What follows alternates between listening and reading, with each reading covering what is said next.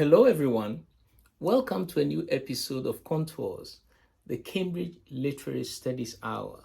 My name is Ato Quayson, and I am Professor and Chair of the English Department at Stanford University.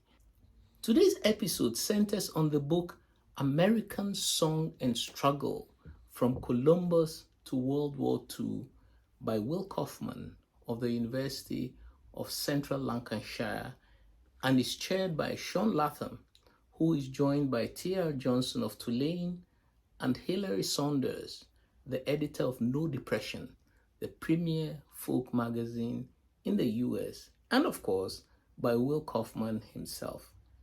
Kaufman's American Song and Struggle is a comprehensive history of American song joined to struggle over several centuries, and does arguably what no other volume has done before it. It places several song genres in relation to the long American tradition of democratic struggle and also highlights the place of the ever present contribution of song, singing, and songwriting in capturing that same struggle. The book is magisterial, insightful, and eye-opening in equal measure. We hope you find Contours, the Cambridge Literary Studies Hour, useful, enjoyable, and relevant. And more importantly, that you join us again in the next edition. See you next time. Hello and welcome, everyone. My name is Sean Latham. I'm the Pauline McFarland Walter Professor of English at the University of Tulsa, where I serve as the director of the university's Institute for Bob Dylan Studies. It's my great pleasure today to host, over the course of the next hour, a conversation about an exciting new book just out from Cambridge University Press, Will Kaufman's American Song and Struggle from Columbus to World War II. Now, as that title suggests, it's a book of epic scope and magisterial reach. A 500-page look at the long history of the many and complex ways song has been used in North America to give voice to the powerless, the afflicted, the angry, and the frightened. This is not really a study of protest music. That's something that we hope will come in a sequel. Instead, it's about the long history of singing, song-making, writing, and publishing that eventually created what we now call protest music, and too easily attribute to people like Woody Guthrie, Pete Seeger, and Bob Dylan. As Kaufman reveals, that's only a small and a very white and very male part of a much larger story. The big argument here is that America, and all of its complexity, diversity, violence, hope, and contradiction, has been defined as much by song as by print, perhaps even more by the voice in the throat than the word on the page. In our age of ubiquitous recorded sound, however, we too easily forget that the idea of hearing a song any other way than in live performance has a relatively short history. Sadly, we cannot go back and listen to the actual voices of Indigenous peoples who sang of their agony during America's westward sweep, nor the songs of enslaved people or even the Klansmen who sought to put down their hard-won freedom. What we really get in this book, then, is a different kind of history of America, told through arguably the most immediate and accessible kind of art. And for our guide, we have a distinguished scholar, and not a bad performer himself. Will Kaufman is Professor of American Literature and Culture at the University of Central Lancashire, and this book, in some sense, feels like the summa of a now roughly 2-decade study of American protest music. Will has published 3 outstanding books on Woody Guthrie, and I'm a particular fan of the 2011 political biography, Woody Guthrie, American Radical. He's the author or co-author of 4 additional books on American literature, music, and culture that range from the Civil War to the 1970s. Now, my job today is to serve as host for what we hope will be a wide-ranging discussion of Will's book, and I'm joined by, well, there's no other really way to put this, by a very cool group of experts who have already had a chance to dig deeply into American song and struggle. First up is T.R. Johnson, Professor of English and Weiss Presidential Fellow at Tulane. He lives in the famous Ninth Ward of New Orleans, right alongside the Mississippi River, that epic highway of American song. He's the editor of New Orleans, A Literary History, and the author of New Orleans, A Writer's City. And remember, I said this was a cool group.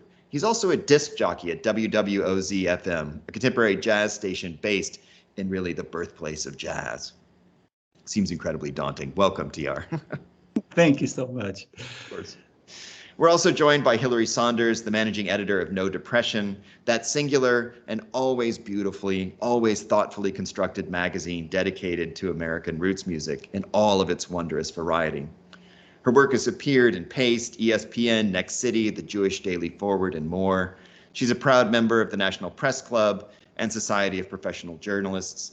She's an alumna of the University of Miami, and remember that cool thing again, an unironic believer, she says, that rock and roll can save the world. So, welcome everyone. Thank you. Now that my windy introduction is out of the way, it's time to actually get down to the business at hand. And I've asked the panelists here to prepare some questions in advance to guide us through the hour. But we'll also take whatever opportunities arise to follow our interests and the flow of conversation. So TR and Hilary, I know you both have some questions about how Will actually went about writing and researching a book of this scope. How could you not, right? As I said, 500 pages from Columbus to World War II. That's an enormous undertaking, and apparently written in a single year, which makes this an even more astonishing achievement. So let's start with some of those questions here. TR, do you want to lead us off? Sure, I'd be happy to. And just following right out of what Sean said, I mean, it is such an astonishing achievement, nearly 500 years, I guess, of history, all told through songs that grew out of these conflicts that constitute this history. I guess my question, well, it sounds like you researched really hard research for about 4 years, and then in a single year sat down and composed it. I guess my question I'd love to start with would be this. How did the idea of this book first begin for you? How did you first hit upon the idea that you would undertake something of this scale? And then kind of the second part, I can't help but wonder, were there any particularly surprising discoveries along the way that led you to kind of perhaps reframe it in some ways, even if only subtly? So how did it begin? And were there any surprising discoveries that made it evolve along the way? And as you produced this blockbuster achievement? Well, thank you for that question, and for being here. It began, I suppose, sometime around the centenary of Woody Guthrie's birth, which was 2012. And that's when I began to see quite a few references to Woody Guthrie as the father of American protest music, you know. I knew that Woody himself would have denied that. I knew that Woody himself was really conscious of the I suppose the shoulders of the giants that he was standing on, the anonymous giants, you know, out there in America and further afield elsewhere in the world, because he was very well traveled actually. And so I wanted to explore what people thought Woody Guthrie was responsible for creating, but before Woody himself got to it. And I just thought, well, how far back can I take this? And it struck me that if I am dealing with American song, I may as well take it back as far as the records really go. And that was through that I was really able to go all the way back to the Spanish conquest, and not necessarily find the music, but find enough references to the music that I could begin to see what the place of music was in struggles between the indigenous Americans and the invading Spaniards, and the folks who succeeded them. So I just really just started back there and thought, okay, I'm going to tell a story that begins here. And I suppose I wanted to tell it as though it were almost as though it were a narrative history. You know, this happened, then this happened, then this happened, then this happened. You know, rather than get too analytical about it, to sort of present that great sweep of singing and struggling and singing and struggling, really from the beginning of the European invasion of America, the Americas onwards, up until the point where Woody is holed up in that rooming house on 6th Avenue and 43rd Street, writing "This Land Is Your Land." Fascinating. Fascinating. And Hillary, I know you had some questions about this too, because I mean, it does seem like mind-blowing. Like, yeah, it seems great to step back and say, oh, I'll just go back to the beginning and get started. I mean, that seems like something that's beyond any of us to think, oh, I'll just wander back to 1492. I mean, after all, I'm a scholar of the 1970s or really the 20th century. So, Hillary, I know you had some questions about this kind of like chutzpah too. The chutzpah, indeed. Yeah, one of the questions that struck me first while reading was, how did you even listen to any of this music? Did any of this music, did any of these melodies or recordings even exist? You found the lyrics to hymns, clippings from broadsides, from the 14th century, 15th century, 16th century. When was the photograph invented? How could you even write about songs that you couldn't necessarily even hear? Well, yeah, that was part of the deficit, I suppose, of what I was doing, and that was I couldn't recover the music.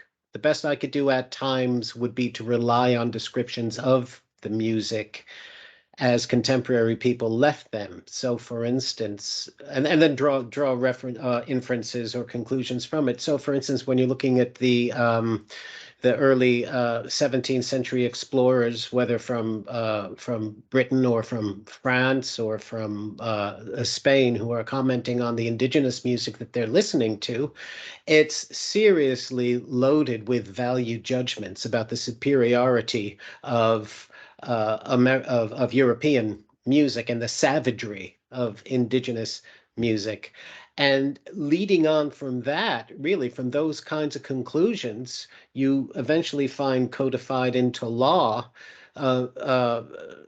steps to suppress that kind of diabolical music that was an impediment to the planting of the New Jerusalem and God's grace in the benighted New World. So I was at times I couldn't find the music itself, many of these pieces, but I think just the descriptions of them alone were enough to give a sense of the story of what these singers would have been up against, vis-a-vis the colonial powers or even the powers of the United States. I mean, one of the things that that I suppose you asked what kind of things surprised me, TR. The extent to which, for instance, the US government, how terrified they were at the sound of indigenous music and the power of indigenous music, which really leads, if you think of the ghost dance, not only the ghost dance, but the songs that accompanied the ghost dance, the medicine songs that accompanied the ghost dance, and how so frightened they were by that. You can draw a line to the ghost dance, from the ghost dance to the massacre at Wounded Knee.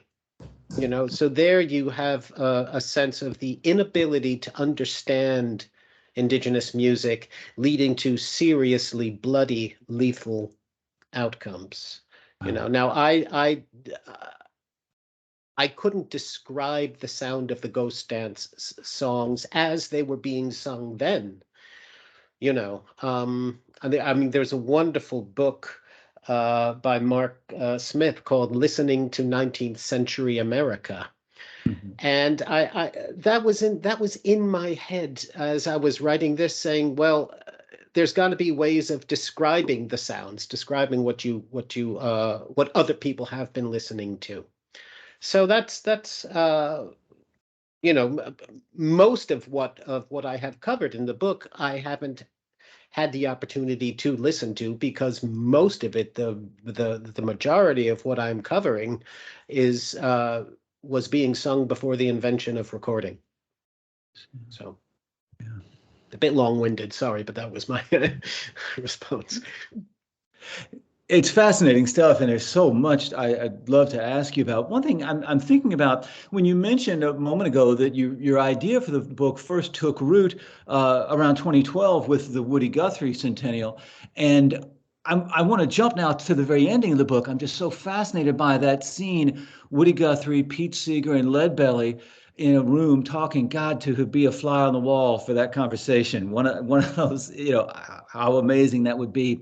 And I'm just intrigued as in that final section of the book, thinking about the Woody Guthrie, the sort of iconic anthem, "This Land Is Your Land."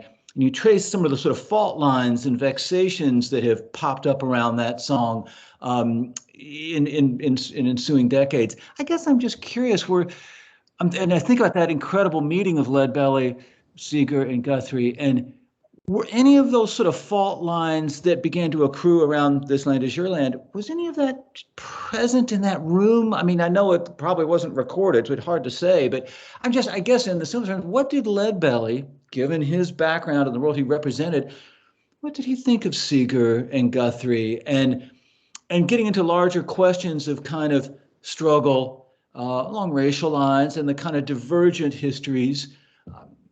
This gets into, I'm fascinated by the dynamics between the way song figured in these labor movements and the way song figured in the context of the enslaved, the slave coffles, the slave markets, work chants. You mentioned how in the 30s, Negro spirituals were in a very intense dynamic with the songs of the labor movement. So I guess I'm kind of interested in the deep roots of that dynamic, but also that incredible moment of those three guys in that room talking. Do we know, that was a long roundabout question, but do we know much about how the dynamics of those three people may have been, given that, as you very deftly trace, "This Land Is Your Land" has some fault lines in it going forward? Sorry for the long length of that. Certainly, Woody and Pete Seeger and Leadbelly were close friends. Okay. So, and they did sing a lot together. They traveled a lot together. They socialized a lot together. They didn't have that much time together because Leadbelly died, I think, in '49. So that would have only been 9 years of them knowing. We do know some wonderful stories about Woody Guthrie, staying and crashing at Leadbelly's apartment frequently. Leadbelly would and his wife Martha would come out of their bedrooms and see Woody Guthrie curled up, sleeping beneath their kitchen table. Things like that. There's some beautiful stories, and the way that Woody went to bat for Leadbelly when Nicholas Ray didn't want Leadbelly to host a radio program, for instance. Woody was really adamant that Leadbelly should, and in fact, he broke with Nick Ray over that. Nicholas Ray, the future film director, was a radio producer at the time. We know that Pete Seeger learned a lot from Leadbelly about presentation. For instance, when the Almanac Singers were trying to pass themselves off as these great sort of sons and daughters of the working class, and they would dress up in blue jeans and flannel shirts and really kickstart all of that. And Pete Seeger at one point says, well, there we were. Well, after his wife Toshi told him, you're just pretending, you're a Harvard dropout, what is this this working man? You're not working man. Nobody believes it. You're singers, and then Pete said, yeah, well, look at Leadbelly. Leadbelly always dressed so fastidiously. He dressed in 2- and 3-piece suits in order to perform. And so that when John Lomax first took over as Leadbelly's quite tyrannical manager, and had that insult of having Leadbelly having to dress up in convict stripes, when even that outfit had been banned at the prison that Leadbelly came out of, Angola prison. Even they saw that such a thing was so demeaning that they stopped that. So I suppose what I'm saying is that these three people had a lot to teach each other about not only music, but about life, really, and friendship, really. It's wonderful. Fascinating. Thank you so much, Will. Fascinating. For me, there's a question here that may filter through your book about the book is called Songs of Struggle, right? Or American Song and Struggle. So I wonder a little bit about choosing that word struggle in particular to try to define a genre when you deliberately don't want to use protest music here. And just going off what you just said, a little bit about this question we always worry now about appropriation, right? And presumably a lot of the songs rather that you're writing about, these are meant to be authentic expressions of struggle that are therefore deeply tied to the historical moment in which they occur, to the people that are feel themselves to be struggling and giving voice to that struggle in song. So I wonder also if you can talk a little bit about why you use the word struggle here, and then how that question of appropriation may or may not have informed some of the way you thought about this. That is, how these songs continue to sort of have a life even when they're no longer tied to the people and the places in which they first took shape. Yeah, well, struggle enabled me to broaden my focus, because I feel that had I stuck with protest music, there is that seems kind of narrow, a more narrower area. That is because with protest, you're generally focusing on a particular thing, a particular maybe even a particular adversary, or a particular decision, or a particular policy, or a particular condition. Whereas struggle, you often don't know who it is that you are, or what it is that you are struggling against, but you know damn well that you're struggling. And I think that tells a greater human story than protest does. And it allows you to cover a much wider field of action. For instance, and this does tie in with appropriation, I think. I spend quite a bit of time talking about African American composers who are struggling to keep Black ownership of ragtime, as it is becoming ivorized, as you're having people like Irving Berlin coming out and claiming to be, the original, writing the original rags and things like that. And this process of appropriation now, it's a tough one, because you can go to that whole Paul Simon Graceland thing, and say, well, nobody owns music. Nobody, these notes travel freely. You may as well, the Spanish may as well blame you for stealing the guitar or something like that, if you're going to talk about ownership or something. But it is an issue, and it's one that needs to be wrestled with. So I think that kind of struggle, the struggle to maintain, the struggle to maintain an association with the music that you have created, when it is in danger of being appropriated by other people or by other groups or whatever. That's just one of the many struggles. Whereas if I would, and that's even talking about non-vocal music. I mean, there are rags with lyrics. But that's a kind of struggle where you're fighting for the music itself, So with the indigenous people and with the enslaved, you're struggling for the right to sing. You're struggling for the right of your songs to filter out there into the soundscape, and that goes so far beyond protest, I think, I was thinking in particular about some of these songs that were never heard, that were never sung. One of the surprises was the extent of songwriting that went on by Japanese workers who were imported to work in the fields of the Hawaiian plantations after the American takeover of Hawaii. The struggles of indigenous Hawaiians to preserve and to sing their music, the struggles of the Japanese workers and other contract laborers imported from Puerto Rico and from the Philippines as well, bringing their songs into the Hawaiian fields and singing about the exploitation that they are undergoing, and their homesickness and their labor struggles against the plantation bosses.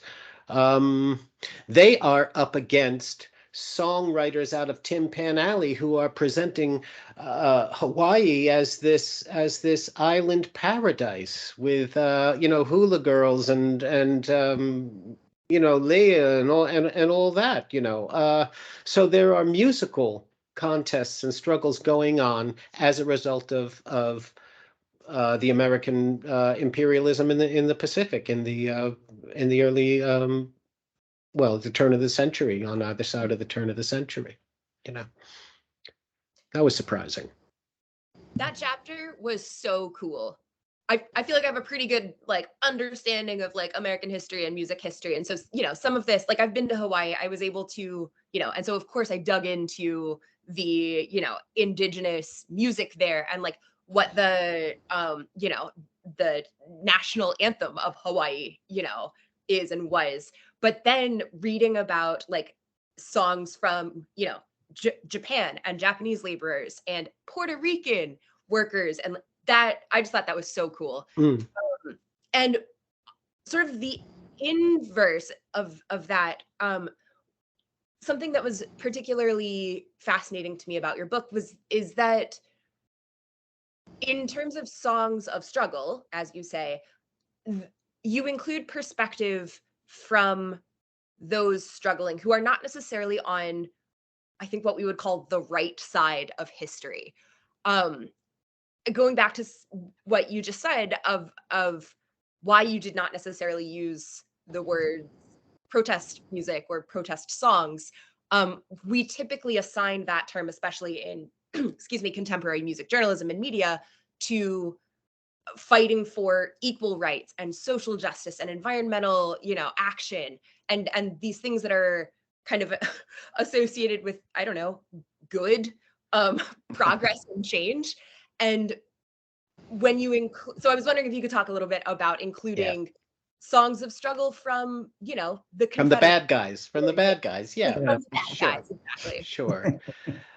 Whether it is suppressing the rights of African Americans or immigrants or Catholics or Jews or whatever, the Ku Klux Klan had their protests too, didn't they? And there was that was one of the surprising things I found out, was the extent of the music industry run and perpetuated by the Ku Klux Klan. Not only recording labels and things like that, but songbooks and songs and what these songs could do. And I just thought that also, for instance, with the during the suffrage movements, for how many songwriters, male and female, were writing songs against unrestricted suffrage for women. They're struggling against something too. They're struggling against progress. They're struggling against the institution of that kind of justice that I suppose you and I would hope to see. So I just thought that while I didn't want to give them so much airtime that they would dominate the picture, I wanted to remind people that they're out there too, and in fact, if you see that wonderful film, Bob Roberts, by if you remember Tim Robbins's film, about a fictional film about a right-wing senatorial candidate who's a folk singer. And he appropriates many of the tropes of Bob Dylan and other progressive songwriters and puts them to the use of a very reactionary program. Now, that actually went on a lot in American history, and you can see some of the conservative songbooks that are coming out. What is country music doing even during the age of Trump? I mean, I didn't cover that in this book, but I will be covering the next one. I will say that I have signed a contract for a second volume, which is American Song and Struggle from World War II to Black Lives Matter, or by the time I submit the manuscript, whatever may have succeeded, Black Lives Matter, whatever. The day before I hand in the manuscript, there could be something for me to write about before I ship it off. So I want to take the story then from 1492 in the 2 volumes, 1492 right up to as late as I can. In both those volumes, there will be due attention to the sides that I don't think we want to find ourselves on, but they're struggling and singing too, and they're using music as a means of expressing this struggle. And, forewarned is forearmed, as far as I'm concerned, about that. Lee Atwater playing the guitar, I believe, you drew my attention to that, TR, or what is Toby Keith? What's Toby Keith's place in the arrival of Donald Trump? Or the maintenance of Donald Trump. Who knows who else he's going to use? I don't know, but we got to keep our ears to the ground on this one, I think. Yeah. Oh, I got some of those pitches from new and contemporary bluegrass and country musicians writing right-wing songs of struggle. Crazy. Well, what they think they're struggling against, what they see it as a struggle. And I mean, if they see it as a struggle, then they're struggling. And I think it needs to be documented for posterity, if not for ourselves. So that's one thing I'm doing. Really interesting, diverse, and intersectional group. And kudos to you for including all sides of history there. It's really important to recognize. Thank you. Yeah. It's so rich. I'm thinking of, you just reminded me, there was a governor of Louisiana named Jimmy Davis, who was a country music star, wrote "You Are My Sunshine," and then became an arch segregationist governor. Ooh, boy. And it's so fascinating to think about, as you say, sort of that side of activist singing. Sure. But I find myself thinking inevitably, as I read your book, I find myself thinking about Bob Dylan, and because I feel like everybody born after that, I'm not saying everybody, but the lion's share of people born after the late 1950s who come to the kinds of territories intellectually that you've mapped out here, I'm betting a lot of us came to it through Bob Dylan. Dylan led us to Woody, let's say, and then Woody is this whole history that you've given us. So I wonder if we could talk a little bit about Dylan and his role in your own thinking about this territory. Obviously, Sean has spent a big chunk of his life contemplating that legacy. I'm sure Hillary too. The famous departure in '65 from folk music that Dylan carried out, much vaunted and sort of melodramatic thing. I've often thought that I just think his relationship to that territory runs so much deeper as he sort of circled back to it, let's say, in the early 90s with World Gone Wrong, Good As I've Been to You. Even in the Basement Tapes, even you can actually read the gospel moment in his career is as a sign that his relationship to those deep roots runs so much deeper than the melodrama of 1965 with the electric guitar. Could you speak a little bit to, as we frame your book as people of the year 2022, we're all, in a funny way, I'm going to say we're all Dylan's children coming to this territory. Could you speak to that a little bit? Dylan's role in your own intellectual and imaginative and musical life, and as a kind of focusing figure as we begin to comprehend this massive history that you've given us. Yeah, well, one thing that thinking of Dylan enabled me to do, he helped me to broaden the focus from something like protest music to something wider, because Dylan does write about struggle all the time. I think struggle runs through almost all of Dylan's songs, whether it's a philosophical struggle or whether it's a spiritual struggle or whatever it is. So I don't think that that whole ridiculous Judas thing. I think that he helps me to define what struggle is in a much more nuanced way than what they were looking for, what Erwin Silber and all the other finger pointers who were telling him that he was betraying the cause.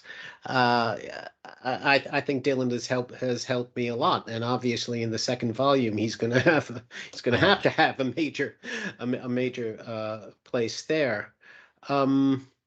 But in that he also goes back, I think, to Woody Guthrie because I think I mentioned in the book that that when Woody proposed to his producer at what became Folkways Records, Moses Ash, that he wanted to do an album on songs of struggle. He didn't say protest; he said struggle, and in fact, that album under that title, Struggle, didn't appear until the 1960s.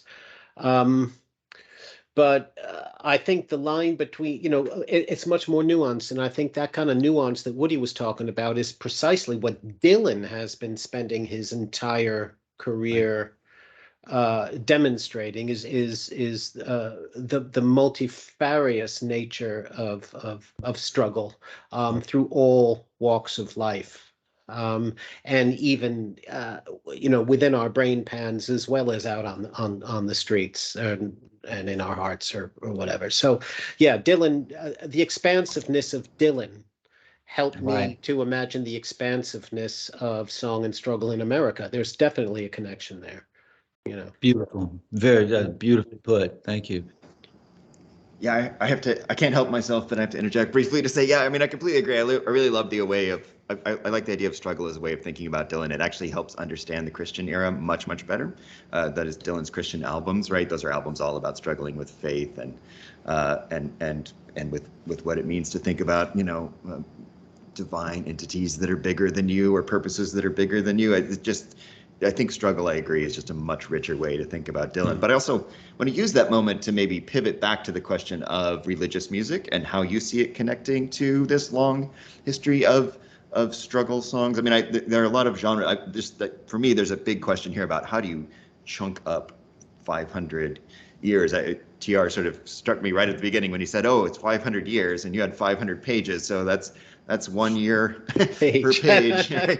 So I mean, obviously you have to do a lot of editing in there, and so, I'm curious about a lot of things, but I think maybe starting with that question of how religious music has intersected with this history of struggle rather than protest would be an interesting way to dig into some. I think it runs through the whole story. I mean, the Spanish, the conquistadors, they staked their claim to the Americas by singing the Salve Regina as soon as they landed. And then immediately they're trying to eradicate indigenous music and teaching the Christianized indigenous people psalms. Psalms and church hymns and things like that. Religious music becomes a battleground in Puritan America. Not only between psalms and hymns, because psalms are composed by David, and they have that sort of divine imprimatur on it, whereas hymns are composed by mere mortals like us, and therefore, so there was that kind of struggle. Obviously, the ongoing mission of powerful church groups to eradicate indigenous music and impose Christian music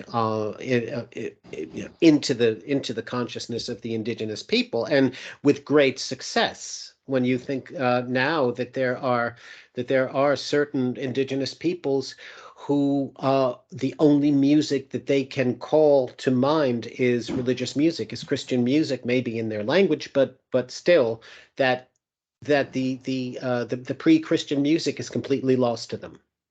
So that was religious music winning out in I think in a rather tyrannical way. But at the same time, people will say, how in the world can African Americans have adopted the religion that was used to justify their own enslavement? And I said, well, look at the spirituals and look at the weapons and the ideas that the spirituals give to African Americans to fight against the imposition of slavery. I think of the Jewish immigrants from the 1880s onwards who are employing almost secularized versions of some of them even almost Tin Pan Alley versions of religious songs as a means of asserting their own cohesiveness in the face of anti-Semitism all around them. So I think religious music, you can't get away from that as a big part of the story of song and struggle in America. Whether you yourself are a believer or not, you have to accept that the spirituals, were incredibly powerful as a means of galvanizing resistance. Um, that's just a couple of examples. Yeah, but it goes right through. Yeah.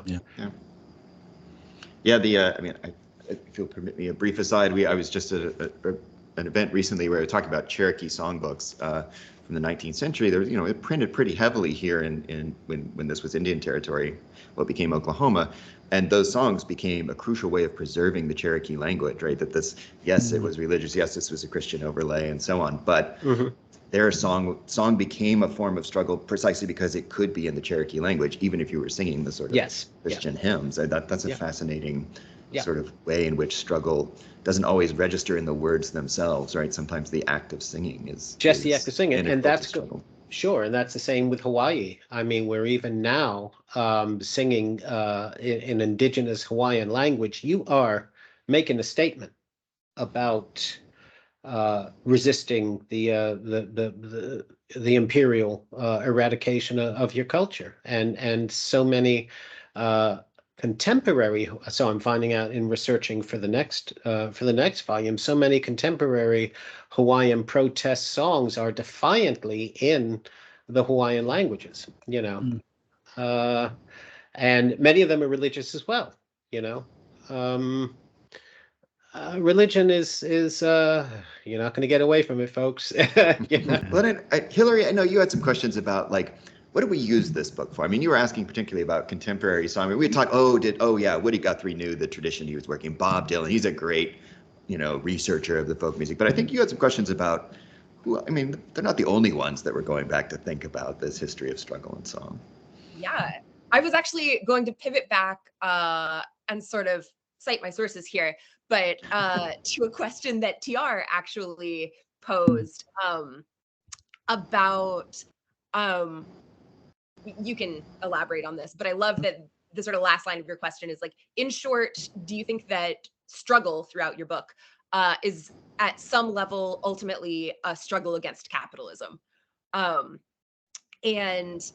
talking about Bob Dylan and Woody Guthrie and Pete Seeger, I sort of wonder why, these were the songs that introduced me to struggle, but is that not also an effect of the capitalistic music industry shoving these songs to me and generations above me and below me type thing?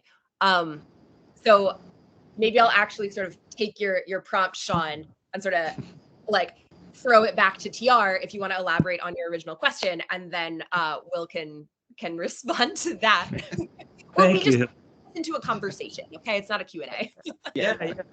Thank you so much, Hillary. Yeah, that's kind of where I got to as I'm sort of processing this book. It's kind of like, capitalism produces victims, and victims produce song by way of pushing back, healing, recovering, regaining some solidarity, some dignity, some visibility against this force, capitalism, let's say, that would steamroll them. And how I got to that, Will, I'm so intrigued. This big obsession, I think, growing out of having read the book. It's this dynamic between what we used to call Negro spirituals and, in fact, the songs of the enslaved as they were marched in and out of the slave auction houses in New Orleans. Observers said they were almost always singing, which is so intriguing to me. And that song tradition, and just decades later, as the labor movement really gets moving, let's say 1870s, 80s, 90s, the dynamics between, I'm just going to call it black singing, work chants, the slave coffle singing, the spirituals that were in that context, and then this music of the labor movement, which is explicitly, back to Hillary here now, is explicitly understanding itself as trying to survive what capitalism wants to do to them.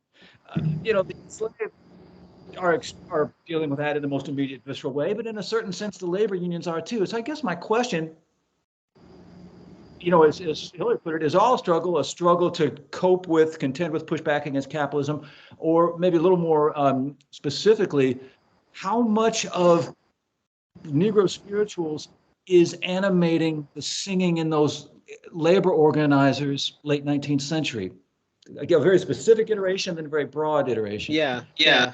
Well, first of all, I would say that if you scratch the surface, you'll find some kind of connection probably to capitalism somewhere in all of this, because if you really go all the way back to the enterprise of the settler colonial project that is the United States, I think I think obviously you're not going to be able to extricate capitalism from it in various forms or areas. In terms of the singing of the slaves, now it wasn't all positive. It wasn't all about resilience. Much of it was forced. The being dragged up onto the decks and being forced to sing songs about how happy they are, and Katrine Doyen Thompson's wonderful study Ring Shout Wheel About is a great study for that, and that really informed much of what I have seen about the more diabolical side of slave singing, and then the way that is translated into enforced performance, enforced gaiety, as the slave coffles are marching past the Capitol building in Washington on their way to the market. These people are being forced to sing about going back to old Virginia and how happy they are, so I think there is two sides of it. But another reason why the spirituals are so powerful as a means of informing the labor movement, there are some practical reasons. Accessibility, familiar tunes, as Joe Hill, famously said, I maintain that, a political pamphlet, no matter how good, is never read more than once, but a song is learned by heart, and it's repeated over and over and over. So if you take a few cold common sense facts, dress them up in a cloak of humor, and put them to a tune that people know, you've got your in a sense your vitamins, or your vitamins, about for the labor, your musical vitamins for the labor movement. So that's a practical reason why the spirituals, but also because of what the spirit, again, the way in which every spiritual is inextricably linked to struggle. Yes. Of course, they're a wonderful model for the labor movement, which is all about struggle as well. And that's how we get things like We Shall Overcome, which was before it became a civil rights anthem, it was an anthem for striking, I believe it was tobacco workers in the South. So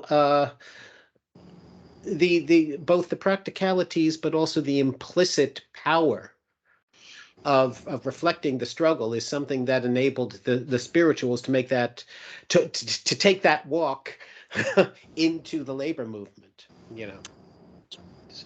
Fascinating. Great. Thank you so much. Yeah. Who's the boss? So maybe this can take us to the question about what do we do with this book? This is a big book, right? And this goes to kind of why write a book. What is almost a kind of question of what is history for? So, tell us a little bit about, to step back to some of the big questions about this book. What do you want people to do with a book like this? Why do I need to go worry so much about this 500-year history of song? I'm really worried about global climate change right now. It's for example, it's tough to sort of get my head around a whole chapter about Hawaiian autonomy, for example, or colonial settlism in America in the 1500s, 1600s. So just, is this, do you hope this becomes a resource for future songwriters, sort of hear other models of struggle in American history and how they worked? I'm just kind of curious about some of the things a book like this might be able to do in the world. Well, it's all of the above. Yeah, I would like I do feel like I'm writing for posterity at a time when stories like these are in danger of not appearing, in danger of being banned. As I said elsewhere, I'd be really surprised if this book ended up on a school curriculum in Florida at the moment. You know, Mhm. Mhm. I think it's a history that needs to be told. I think it's a history that again, I'm writing for posterity because I don't know who's going to be reading it now so much because we are so worried about, climate change and things. But also, and then that's part of the struggle as well. There are environmental songs in both this volume and what will be in the next one. I mean, especially when I get up to post 1962 in the next volume, with Rachel Carson's Silent Spring sort of, flagging up, hey, what we have to worry about here, and the songs that come out of that awareness, well, now they're even supercharged even more, you know. Mhm. Um, but in terms of, I want people to be able to understand the history of the United States as it has been expressed through song, because song is one of the most fecund means of telling the story of particularly of people who otherwise wouldn't be heard all that much, you know. There was a lot of ephemera that I looked at in order to tell these stories. Um, as you mentioned, Hillary, broadsides or newspaper articles or mimeograph sheets or very obscure song sheets and songsters and songbooks and things like that. But they are the repository of many of the struggles that, when you put them together, you do get a sense of a picture, of a big picture of American history. And it's an important dimension. It's an important mode of expression, song. No doubt about it. It's maybe one of the most powerful. Joe Hill knew that. The Wobblies knew that. You Mhm. know. So I just want. I've tried to walk a fine line between writing for uh, scholars or experts in music history and yet lay readers who are interested in the relationship between music and history, song and struggle, and their own history, and how you can look at song in a way maybe you didn't think that you could look at it, or you didn't know how Mhm. much you can learn from song. Yeah. But you get a whole historical narrative. I mean, it is a story. It is a narrative history for sure. So I'm hoping a lot of musicians read this book and that they will make albums and whole music concert programs out of the music that they discovered through this book. I want a musical audience for this book, and like I say, concert programs and albums that grow out of the recovery work that you've done for them, and the relearning the lessons that you're telling us, that we have a big struggle in front of us. God Almighty, do we ever? And song will be a very powerful tool. sure, If the sure. bad guys have all the guns, hey, maybe we've got all the music. Yeah, perhaps. And I know that is something that Howard Zinn, who I will defend as a great model and as a great sort of inspiration for me. It was Woody Guthrie's Ludlow Massacre that turned him into a historian. Interesting. He was working in a shipyard, and then he heard Woody Guthrie's Ludlow Massacre, about a massacre in 1913, a labor struggle in 1913, and the Iron Range, and Zinn said, I'd never heard that story. It wasn't in any of the history books in school or anything, and that's what prompted him to become a historian, listening to Woody Guthrie's song. And so if any of the songs that I have uncovered, or reintroduce people to, because many of them people will know already, they'll know Brother Can You Spare a Dime? Mhm. They may not know precisely the story behind it, but if any of these songs can inspire people to change their lives, the way that Woody Guthrie's song inspired Howard Zinn to become a historian, well, I'd be happy with the the blood, sweat, and tears that I put into it. Amen. But I mean, I have to say, like, oh, go ahead. No, go ahead, Hillary. Sorry. I was gonna jump in. Okay, so who are you listening to these days? Like which contemporary musicians, artists are singing strong songs of struggle that you are listening to, that that you were listening to while you were like writing this book and stuff? Who are you stoked on right now? Well, at the moment, see, I'm pretty much a dinosaur. That's why I stopped at 1940. I am. It is so hard to keep up with who's out there doing stuff, and believe me, as the research progresses, I'm going to be writing you for pointers about who I should be listening to. It's even the difficulty is not only in deciding who to listen to, but it's to where to find them. And that's something that I'm still trying to wrap my head around, because the nature of musical proliferation these days is that you don't go to a record store and buy a record. You don't even go to an online, you don't even go to Bandcamp. You don't even go. Where do you go? It's getting out there into the ether so much. So it is really hard to keep up. I'm loath to say who precisely I'm listening to, because I am meeting people all the time. I'm hearing people for the first time all the time, but I think that they are voices that we may never hear of otherwise. I mean, it's because of the nature of the electronic digital proliferation, much of this stuff is ephemeral. I think even more ephemeral than in the days when you had a capitalist record company saying "ka-ching ching" protest music. Let's put out, Columbia. Let's put out another Bob Dylan album or something like that. So I mean, there are a couple of names I could bandy about, but I don't think they're going to mean anything by the time the next one comes along. But that's going to be the hardest part of my research, I think, is as I get closer towards the concluding part of the book, where we are into digital proliferation. I don't know. That's going to be a tough one, because I'm already finding in researching the next one that the musical overload is such that it didn't seem to be the same before 1940, where you'd be scrabbling to find examples. Here I'm buried in them for the second volume, and that's gonna take quite a lot of I think careful judgment about what will be indicative and what will not. So.